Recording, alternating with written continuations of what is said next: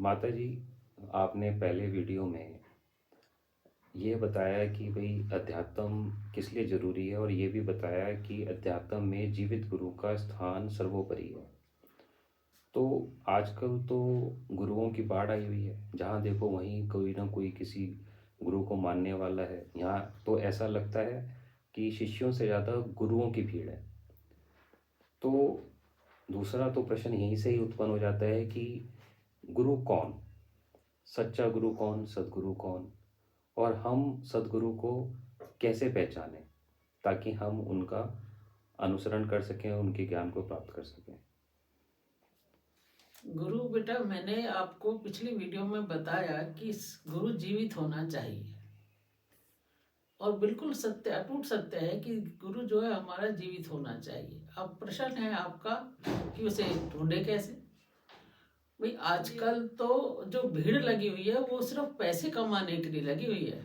गुरु कितने गुरु हैं? बहुत सारे गुरु हैं। आपने खुद ही कह दिया कि बहुत सारे गुरु हैं, चेलों से ज्यादा गुरु हैं।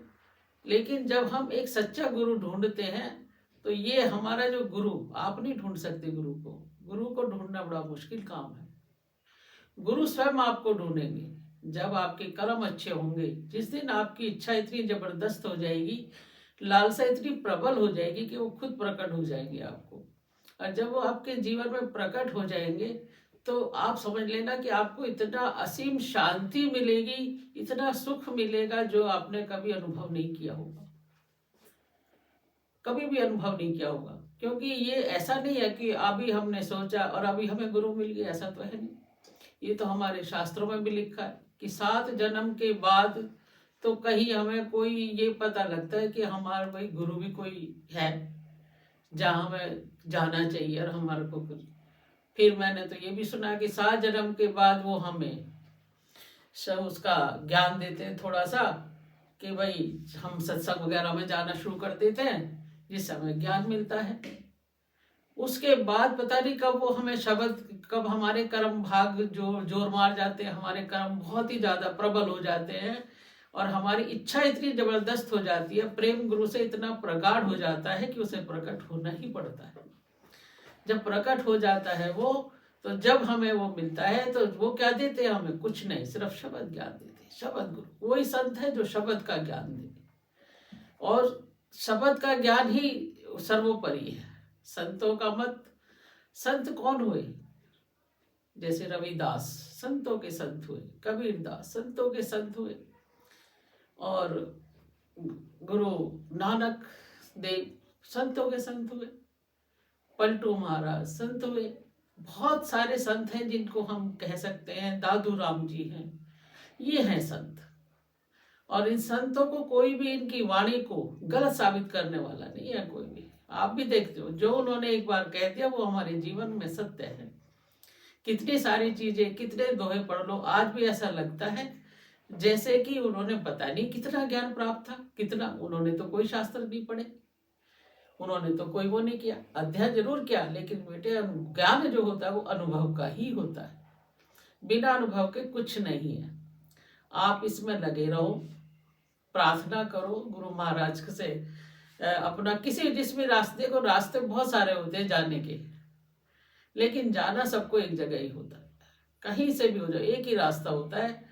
तो हम भी लगे रहे, उनसे प्रार्थना करें कि किसी जन्म में तो हमें वो गुरु महाराज जरूर ही आपको मिलेंगे। ऐसा नहीं है कि आपकी इच्छा और बेटे वो ना मिले। मैं ये तो नहीं कह सकती कि आपको इसी जन्म में मिल जाएंगे, और मैं खुद नहीं कह सकती कि आपका कितने जन्मों का योग उनका चल भी रहा हो तो आपको जरूर मिलेंगे गुरु। आप इसको काम अपना लगे रहो नाम में, नाम के बिना कुछ नहीं है। और सबसे अच्छा कर्म है, सबसे ज्यादा अच्छी बात है कि हमें नाम, जो शब्द तो गुरु ही देगा, लेकिन हम पहले, सबसे पहले 2-3 चीजें अपने जीवन में अपना लें।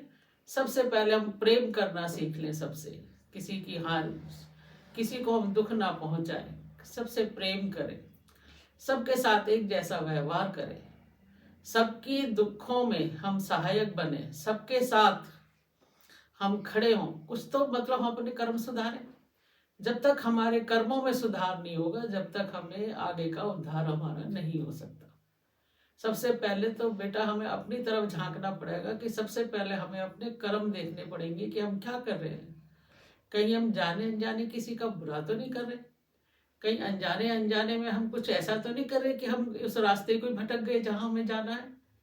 तो उस रास्ते को प्राप्त करने के लिए हमें जो है सबसे पहले अपने कर्मों का सुधार जरूरी है, और कर्म ही जीवन में महत्व रखता है। कर्म के बिना कुछ नहीं है। इसका ज्ञान तो हर जगह दिया है, आपके हर उसमें दिया है। कृष्ण ने भी कर्म के बारे में ही लिखा है, राम ने भी बहुत सारे कर्म किए हैं, अगर उधर देखो। और जितने भी संत, जिसका भी इस संसार में नाम हुआ है संतों का, वो सब अपने अपने कर्म करके गए बेटा, और कर्म करने का अनुसार ही वो हमें ज्ञान देते हैं। ज्ञान किसी का नहीं होता, ज्ञान अनुभव का होता है। जब आप में ये आ जाएगा तो आप खुद मान लोगे कि हाँ, वास्तव में ज्ञान अनुभव का ही होता है, और वो अनुभव का ज्ञान हमारे गुरु कराते हैं, और कोई नहीं करा सकता हमें। गुरु से बड़ा कोई नहीं होता। 7 दीप 9 खंड में गुरु से बड़ा ना कोई, करता करे सो कर ना सके, गुरु करे सो होए। ये एकदम से अटूट सत्य है, इसके बिना कुछ नहीं है। लगे हो जिस भी साधन में। अगर किसी को थोड़ी बहुत परेशानी है तो किसी अच्छे से किताब पढ़ो, कुछ भी करो, जहां से भी आपको मन, हाँ मन होना चाहिए सबसे पहले। जहां ये नहीं कि भाई जहां आपने देखा कि भाई वही चल दिए हम, नहीं, पहले देखो। जब भी हम कभी गुरु ढूंढने जाते हैं, या हमें कहीं भी कोई भी चीज अच्छा लगता है, चाहे वो कहीं भी अच्छा लगता है, वहां पहले हमें मन को शांति मिलनी चाहिए, कि हमारा मन खुद वहां उसको जाने के लिए करे कि हाँ वास्तव में सही रास्ता है। पैसे के लिए नहीं, आप मन की शांति के लिए जाना है आपको। पैसे के लिए तो पता नहीं कितने लोग हमें बेवकूफ बनाएंगे, जी हम ये कर देंगे वो कर देंगे, उसके लिए नहीं जाना कहीं। मन की शांति के लिए जाओ, जो आपको मन की शांति दे सके, जो आपको ज्ञान दे सके, जो आपको प्रेम करना सिखा सके, जो आपको एक अच्छा सा इंसान बनाना सिखा दे। क्योंकि इंसान से बड़ा कोई नहीं है धरती पर। खुद भगवान भी इंसान का रूप धरने के लिए तरसते हैं। इंसान का मतलब इंसान जिसके एक बहुत अच्छे कर्म हो। जी बात।